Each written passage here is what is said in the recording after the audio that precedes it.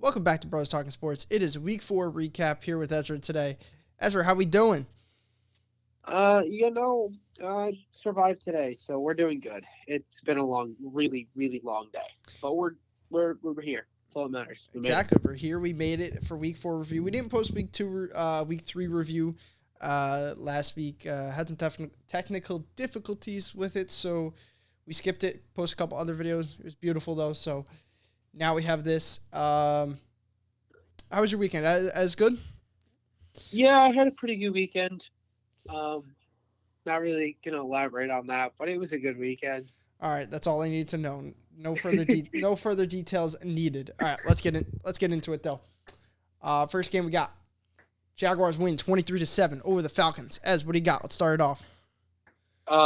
Being in the Midwest, this game was on at 8 in the morning. I did not watch an ounce of this. I will not lie to you. But let's look at the numbers. Atlanta, usually really, really good at running the football.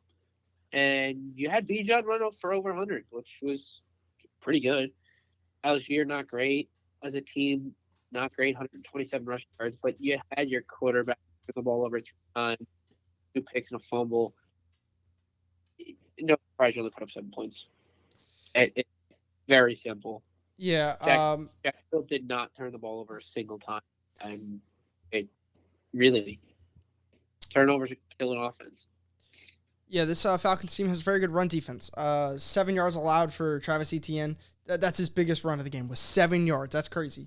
But the Falcons on offense, they got to get rolling, man. They got to find something to do with the passing game because just like them, probably the Giants and the Bears have some of the worst passing game in the NFL, and they're struggling to pass the ball every week. But Bijan had a nice game on the ground. They use a lot of two tight ends, and Juwannu Smith is becoming one of those guys on this Falcons team that is essentially becoming their number one target.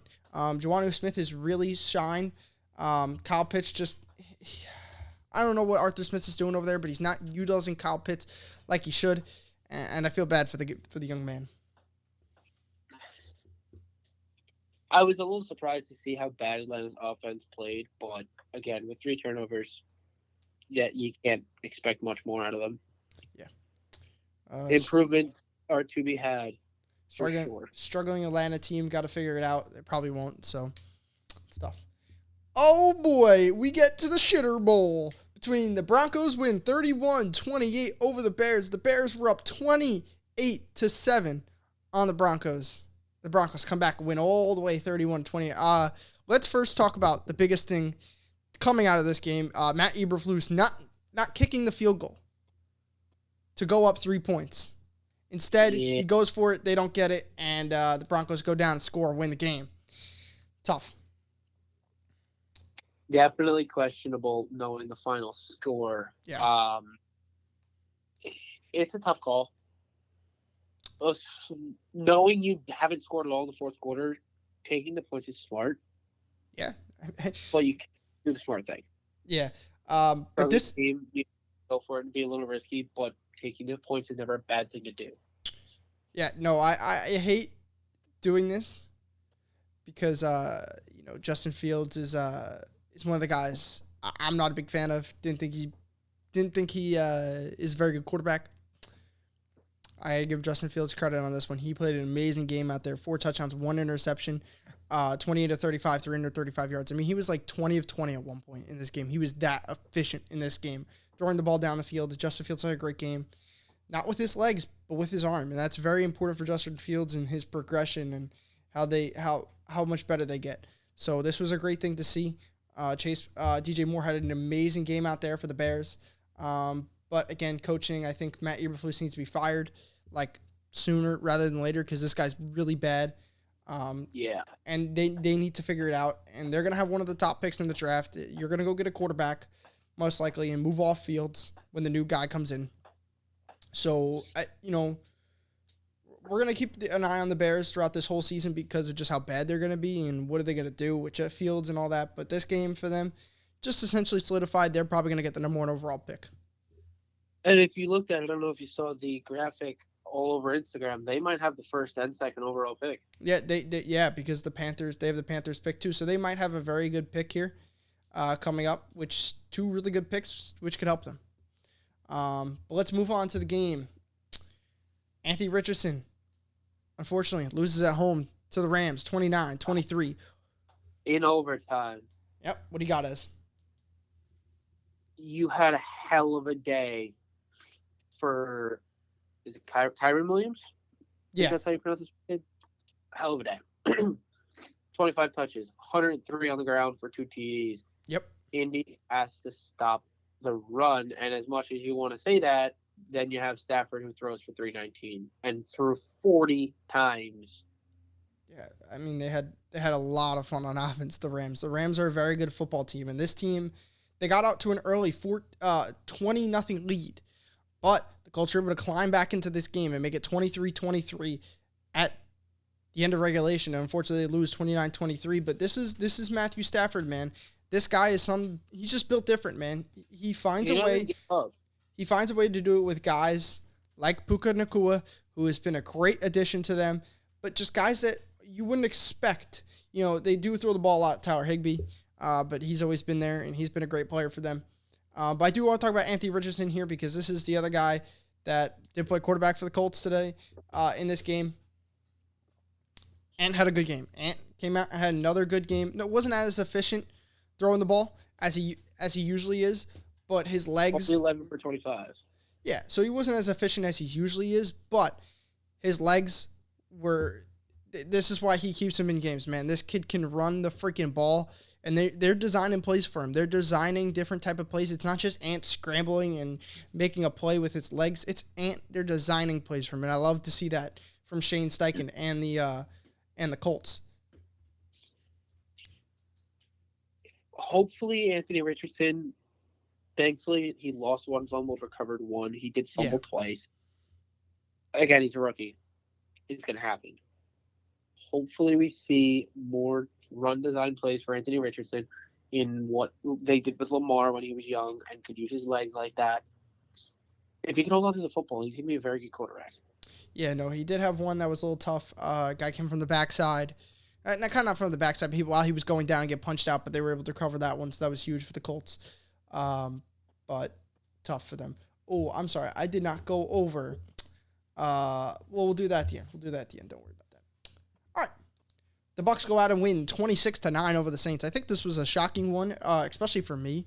The Bucs are a team that I didn't think that would have this in them. I didn't think they would come out here and whoop the Saints, and they did. They came out there and whooped the Saints. Yeah, this wasn't close. Yeah. You had Baker, who everyone doubted, I think, coming into the year. Yeah. Unlike with Deshaun Watson, but Baker's actually playing. You have a pretty good completion, 25 for 32, threw for about 250, 3 TDs. He did have a pick, but it's going to happen. The Saints defense is good. Yeah. 26 points and on a very good football. Now, I really want to... Here's something I want to touch on in this game.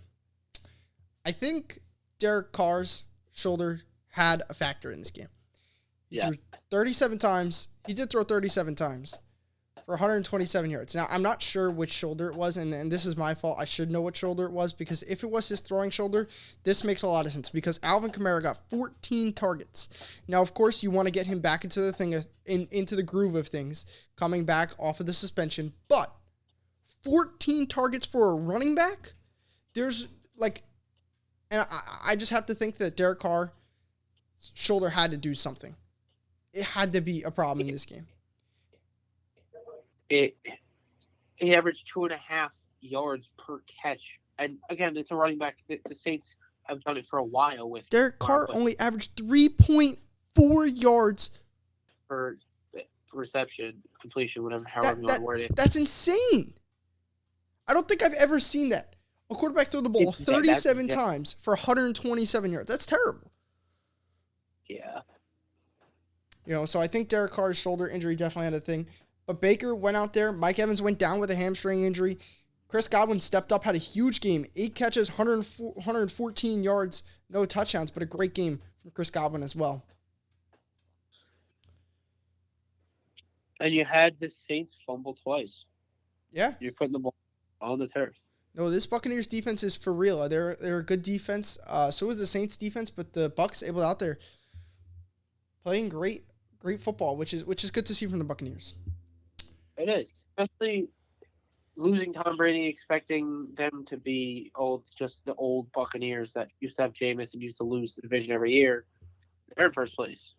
Yeah, no, they're comparatively. Yeah, no, they're rolling, and it's really good to see how they're rolling. Next game, the Eagles win 34-31 over the Commanders. The Commanders playing some real good football. Sam Howell doing a lot of good things. Let's say this: the Eagles very well could have lost this game because in the fourth quarter, they're I think it's third or second down. Throw bombed it to A.J. Brown, score a touchdown. They go up 7 and give Sam Howell an opportunity to win this game. And Sam Howell goes down, drives them down. They score. Okay. Now they go to overtime. Sam Howell gets the ball back again. Unfortunately, he couldn't do enough then. But Sam Howell had opportunities to win this game, and he came up a little bit short. But that's okay because your defense can't let up 34 points against the Eagles. I know they're the Eagles, and they're one of the best teams in the league here. But this Washington Commanders defense can't do that. Yeah, they gotta get better. They have to play a little better. They got to win only 3 times for a front 5, 7, whatever you want to consider it. That's been known to be as good as they can be on paper. You can't expect them 3 times. I mean, listen, they did their thing on the run game, right? They held the Eagles to 104 yards. I mean, that's really good.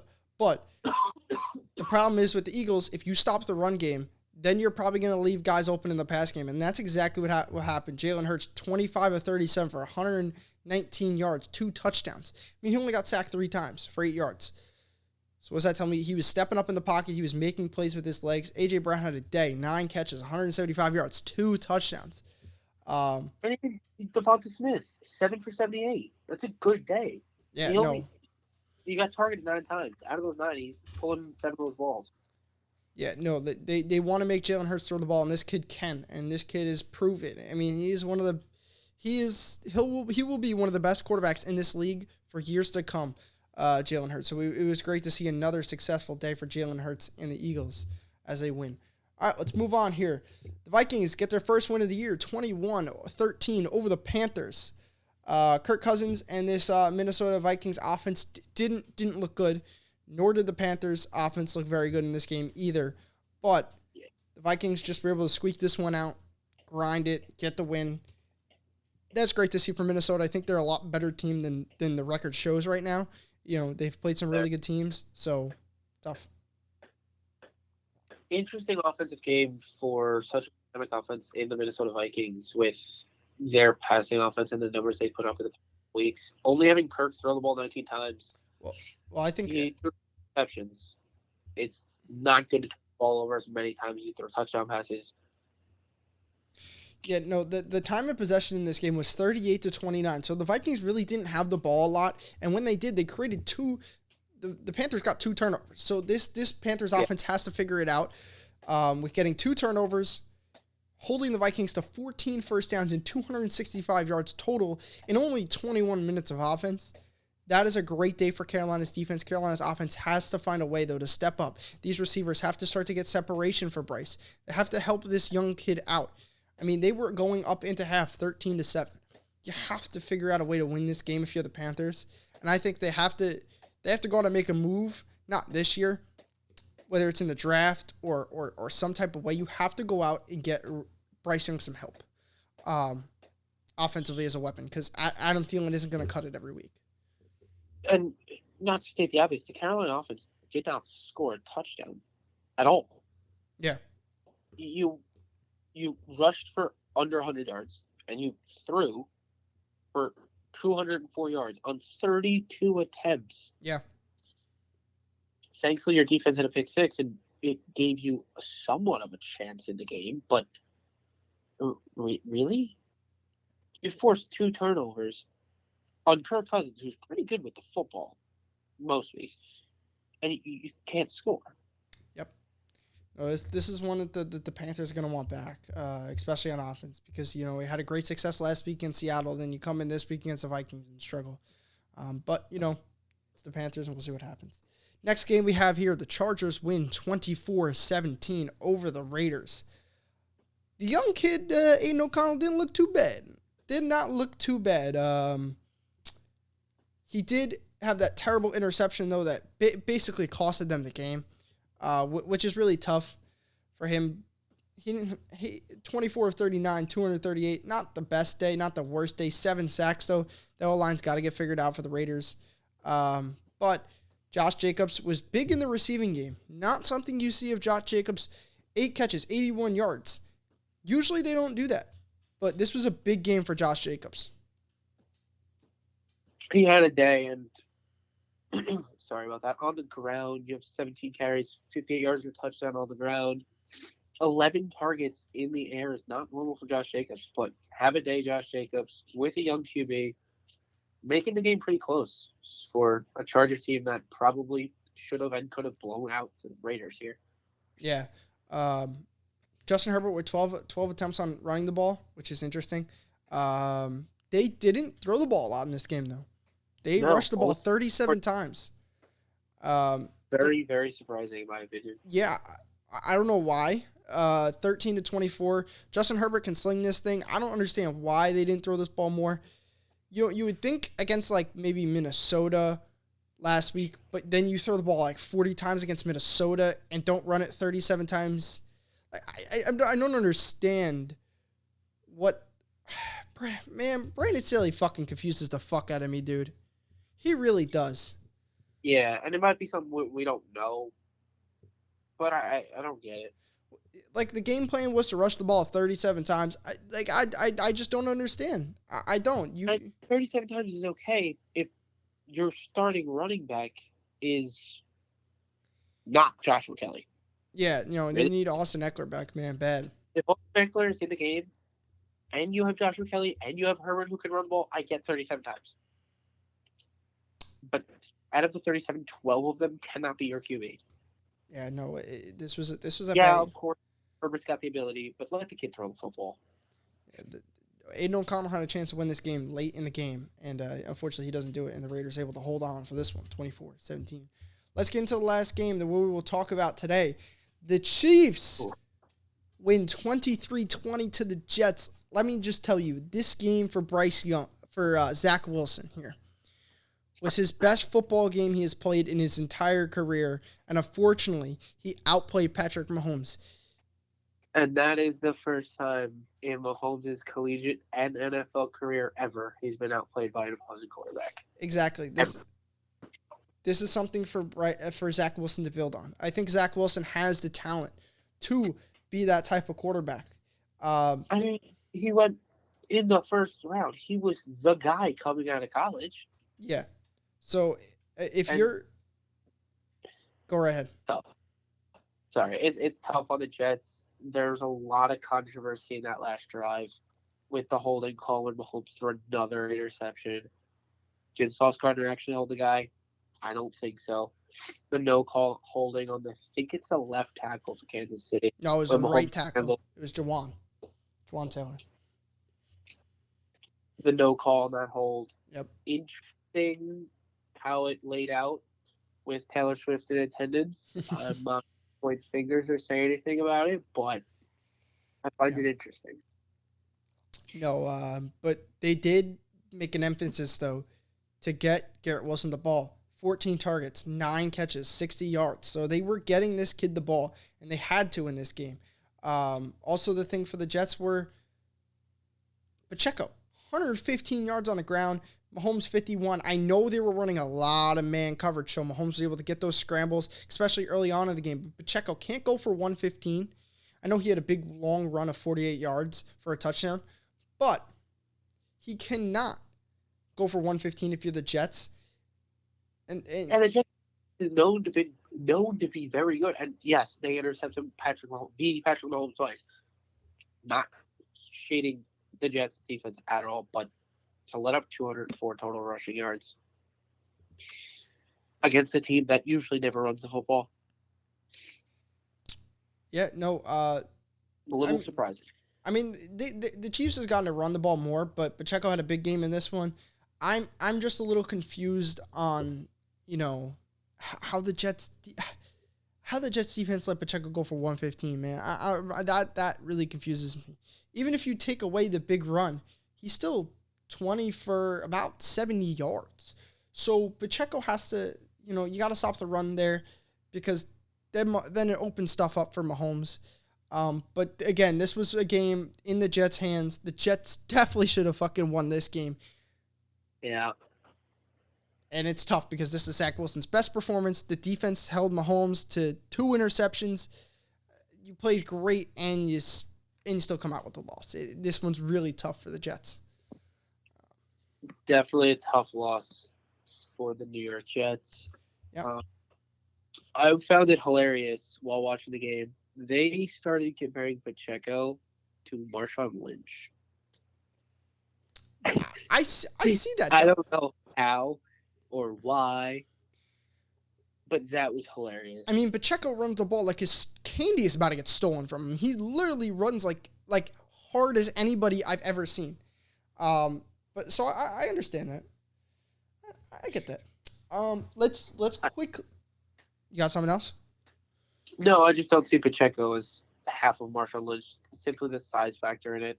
He does run hard. I'm not saying he doesn't, but overall, the size factor. This isn't a Derrick Henry. No, I get what you're saying. But let's run down the last the games that we didn't go over. These were kind of blowouts.